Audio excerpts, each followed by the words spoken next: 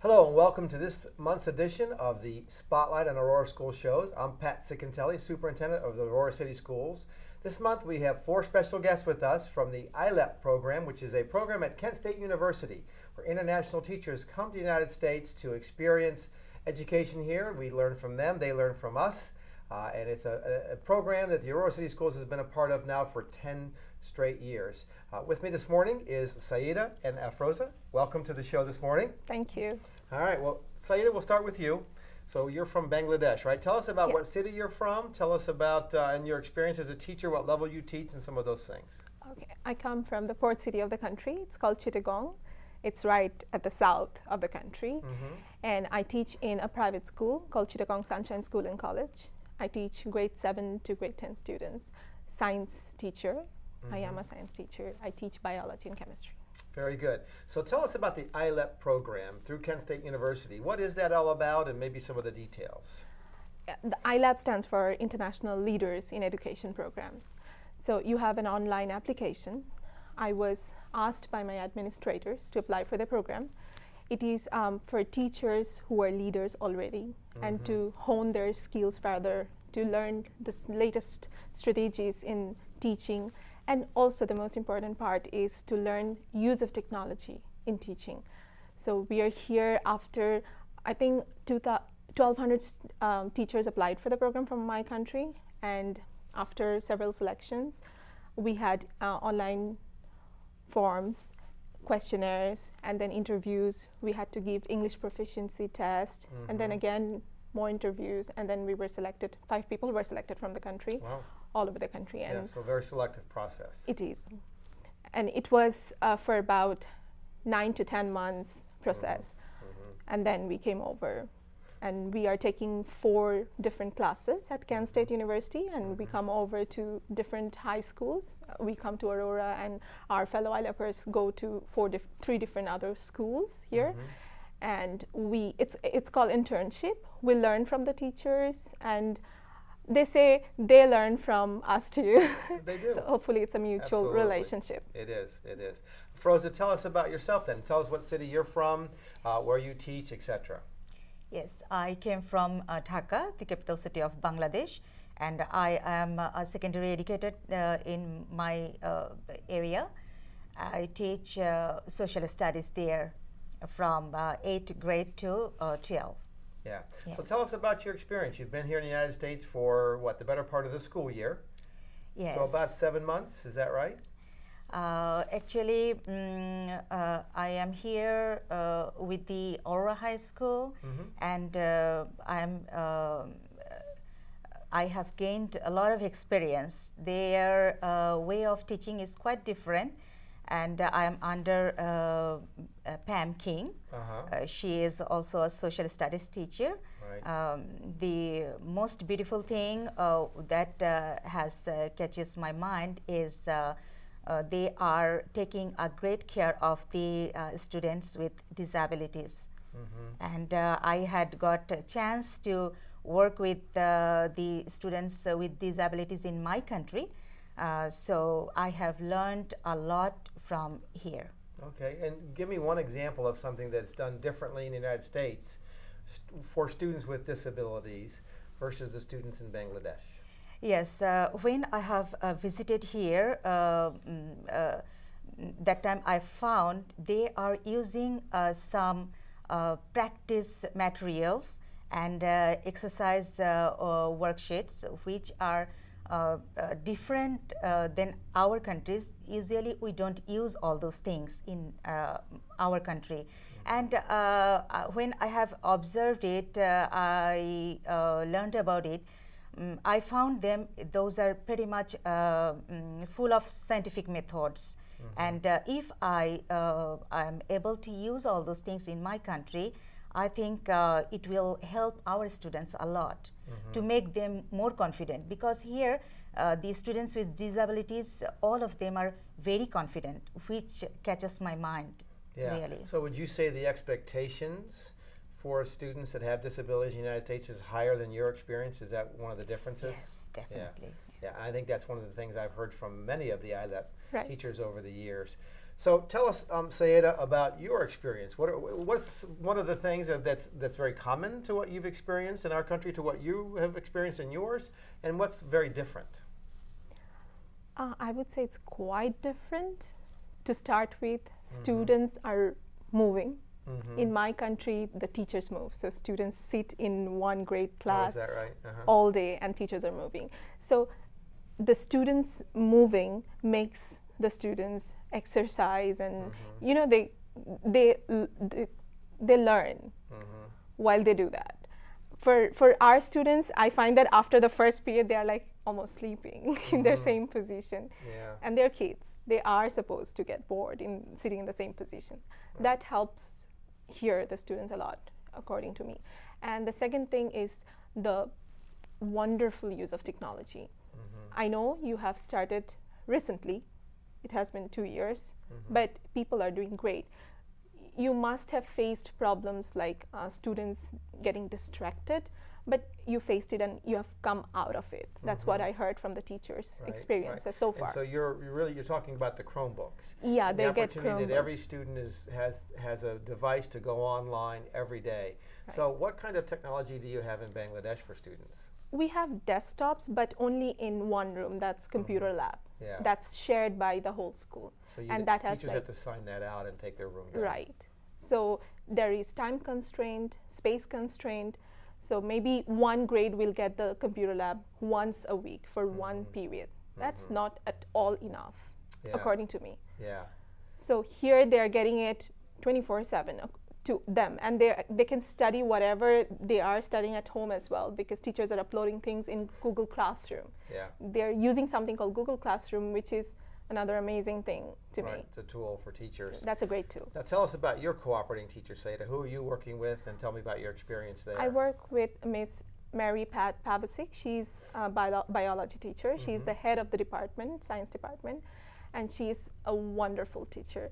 I have visited other teachers as well. Most of them are great, but then she is totally wonderful because she is using, I would say, maximum technology. And not only, I wouldn't say she's depending 100% on the technology part, but she's utilizing it at the optimum level. Yeah. She is giving them work to be done at home and discuss more in the classroom so that they don't face issues at home. They face the issues at classroom and solve it before they go home. That's wonderful. That's more of student-centered learning, I would say, which is not practiced in my city or in my country at all. Yeah. So Afroza, we talked about student-centered versus teacher-centered classrooms. Tell us about your classroom, in your experience in Bangladesh. How many students are in your classroom? What would a typical day look like?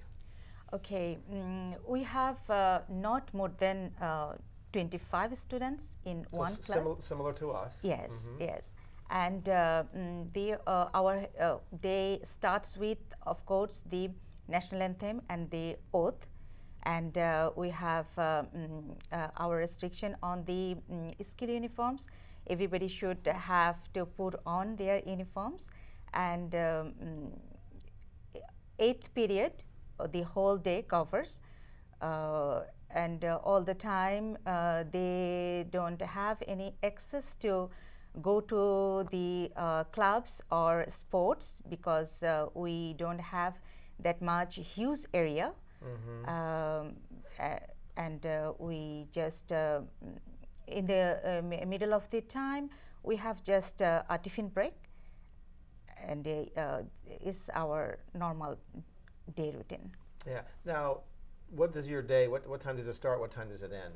Okay, we start our school from 7:30, and it ends up to 2:10.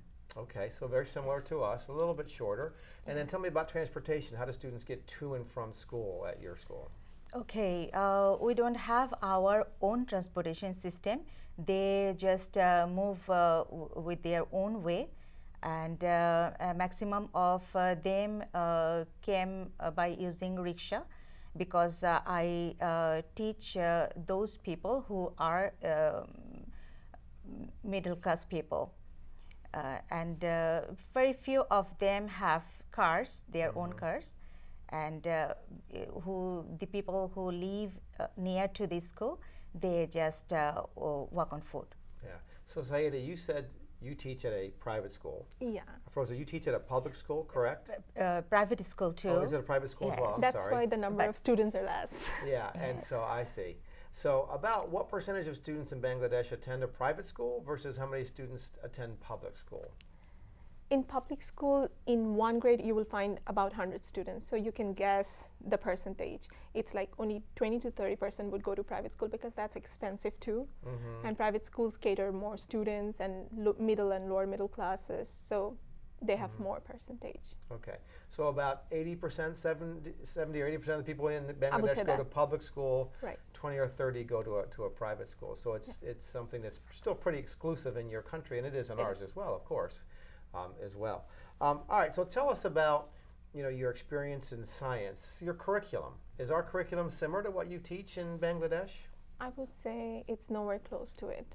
And It's what the would you same. say is different? It's the same. It has been the same almost like 10, 20 years. No change so far. We still teach plant anatomy and everything. Here, I don't see teachers teaching plants because they might not need it at all. If they need it, they will learn it later if they choose to learn about it. So that's one good thing. You know what is essential and you teach them in depth. For us, there are lots of topics to be covered, but none of them in depth. So they don't get the gist of many of the topics maybe because they're just touching and going away from one topic to the next. And you find this opportunity to teach it deeply is better and better for students. Yeah, I would try my best to do that because I'm seeing the difference. The students are really thinking about things and coming out with wonderful projects that they're doing. I have seen some of the projects they have presented in the class and they are wonderful. Yeah, their knowledge is Innovative, creative. Yeah. So, Froza, if there's one thing you're going to take back to Bangladesh from your experience here in the United States that'll make you change how you teach your students, what would that be? Okay, the teaching system is almost similar to our country, but one thing that has attracted me that we actually follow the passive learning process, which I want to break the mold of the tradition of passive learners. But here they are not passive learners, they are active learners. They have that opportunity to ask questions and take part a lot in the classroom. They are going through a lot of discussion with their teachers, which in our country we don't allow. But I have noticed it before in my country, but I was unable to make them convince. And now I can share with them my experience here, and definitely I can just apply this to my school. Yeah, thank you, both of you, for your time today. We really appreciate you. There'll be a second segment with our scholars, and stay tuned for the two gentlemen that will be here in just a short moment. Thank you.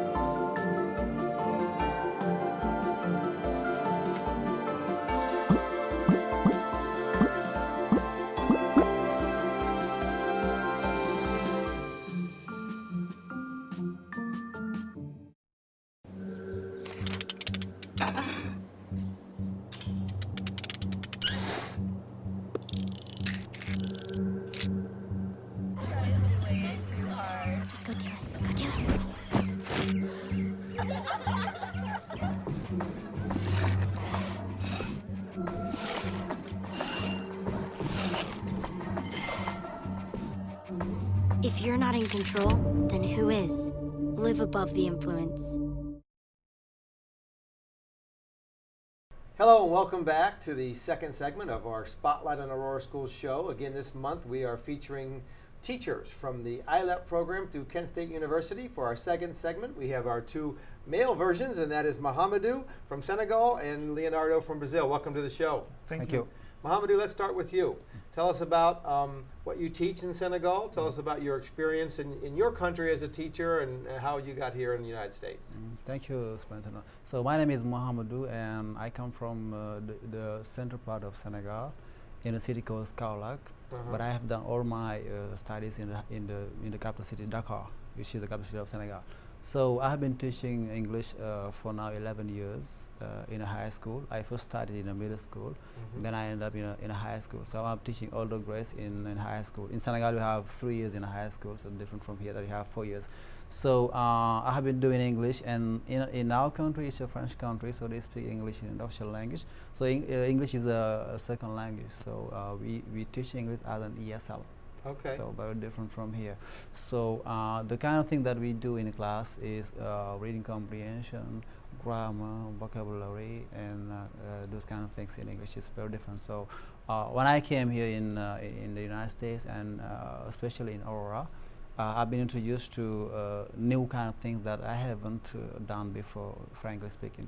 So those things are, doing kind of literature in the classroom with English. So that was really interesting, and it's kind of, it put me back to my years at the university, because I specialize in American literature and civilization, and I read all those books that you're doing. And the first time I came and started the class with students, I found them really very creative, and everything was like new for me, because the class settings, classroom management, the technology used, and the creativity and the innovation they have in the book. So after every book, after every chapter, students are asked to kind of write, produce a writing on the book.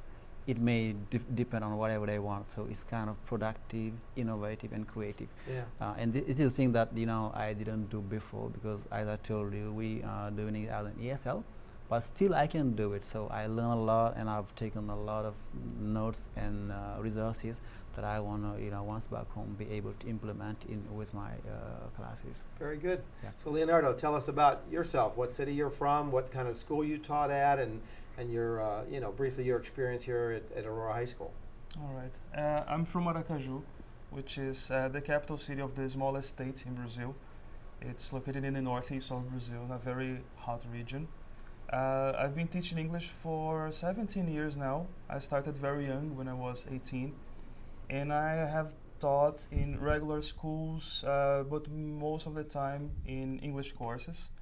But at the moment I'm teaching at 2 different schools, and I'm living a dichotomy, I would say, in Brazil, because I teach in 2 very different realities. In the morning, I teach in a high school, which is located in a kind of an impoverished area in the outskirts of the capital. And then in the afternoon, I teach at an English course, which is for the wealthiest part of the city. 2 schools with completely different settings and structures. At the high school I work at in the morning, they like a lot of basic structure, fundings from the government. So we teachers have to use all the powers and strategies we have to compensate for that. Whereas in the school I teach in the afternoon, it's an English course for all ages. Classes are small, students get a more individualized attention. Yeah. As for my experience here in Aurora, I'd say it's been amazing, and I've been learning things that I would never imagine I would learn.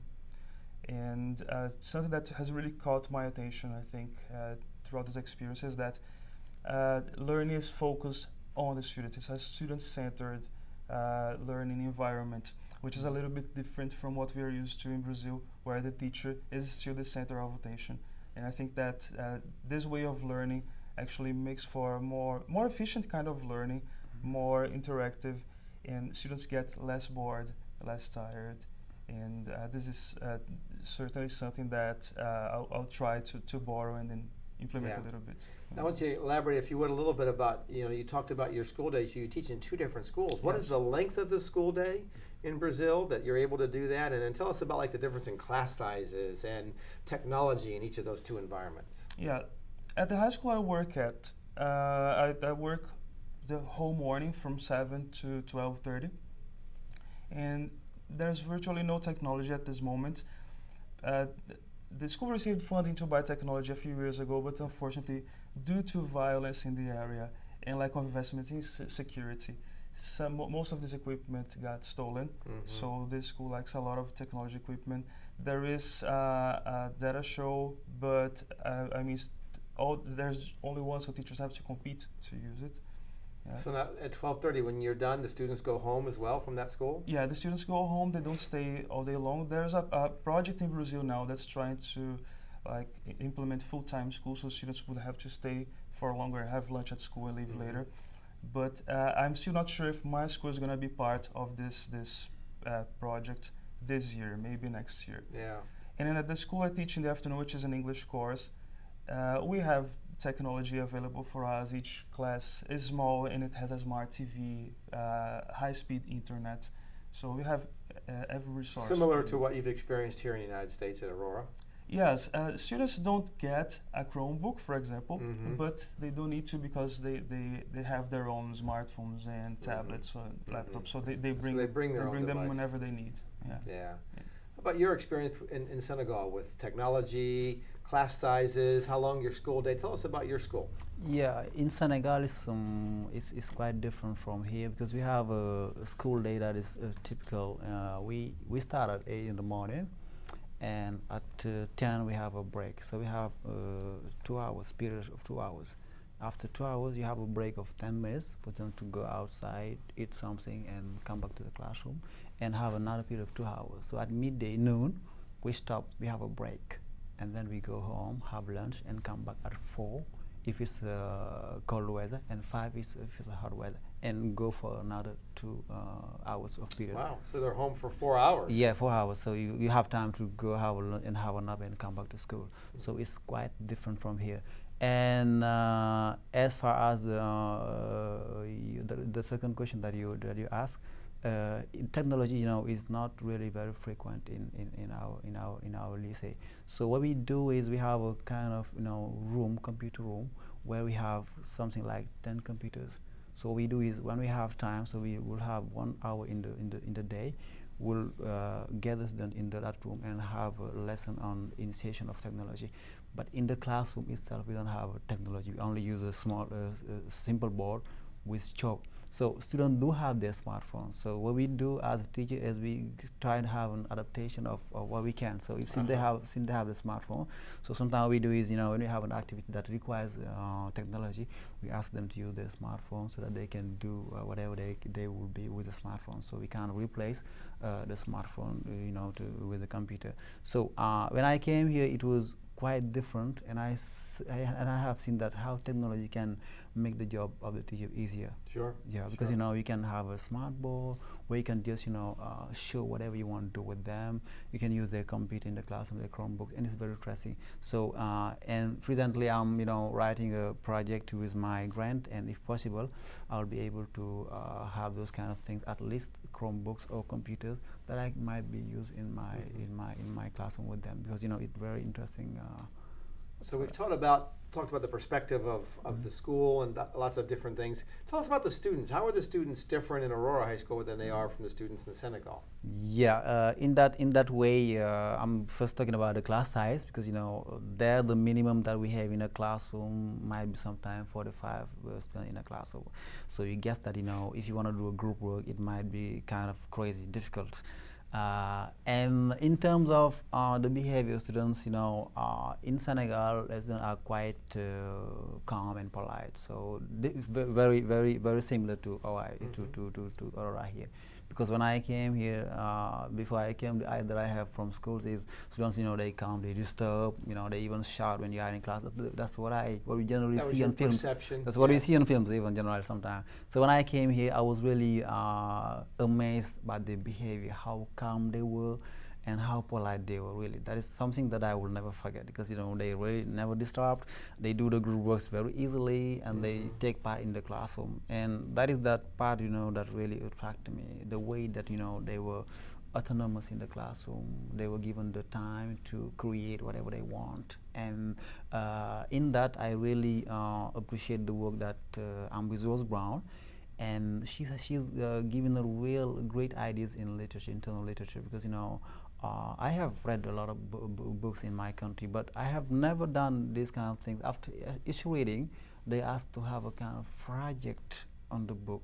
So here students, they are compelled to read the book, of course, and then after that they will be able to produce something even that is unexpected for the teacher. Sometimes even they come up with something that really amazes the teacher himself. So that is something really that I want to take back home, because I can do that really. Very good. So Leonardo, I'll ask you the same question. Compare the students in your experience in Brazil versus the students in Aurora. How are they the same? How are they different? I agree with something Mohamedou said. Students really are much better behaved than students in Brazil too. I feel that they respect teachers much more. We had an opportunity to Skype two of my students home, and there was like a ping pong interview. Students from here would interview them, and my students would interview students here. And I feel that as teenagers, they pretty much have similar interests. The difference, I think, mainly is motivation in terms of quantity and quality. In my school, there are a few students who are really motivated, really willing to learn, and would learn in spite of all the difficulties and all the lack of structure we have. Just a few. In Aurora, I can see that the majority of students come to school already motivated. So that facilitates the job of the teacher a lot. Yeah, very good. So, talked about you're both from warm climates. How did you adjust to your first winter here in Northeast Ohio? It's kind of, we didn't even know how we did. So, frankly speaking, the first week we came here from Washington to Kent, it was kind of something that was new for us, because we live in a tropical country where we have only sun, so it was very, very difficult the first days. Yeah. But we tried to adapt, following the advice that they gave us, staying inside, staying warm. But we tried. But still now, I can tell how I could really make it till now, because I said that I would have problem before. Yeah. Leonardo? I could say that my skin suffered a little bit, but I was looking forward to seeing snow, because I had never seen snow before. Yeah. And I enjoyed having to put on layers and walking on the snow, wearing boots and all that, because this is the kind of thing I would never be able to do in my city, because it's really hot. Yeah, very good.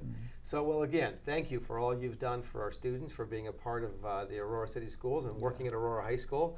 It's been our pleasure to be your hosts, and I hope I know you've enjoyed your stay. A lot, yeah. Good. I hope you'll have a good last month as we finish the school year. Yeah. Well, again, thanks for tuning in.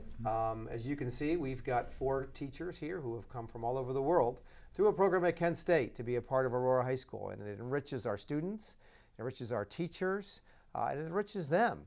And the opportunity to share and have that diversity in our school is a positive thing. So again, thanks for tuning in to our Spotlight on Aurora School shows.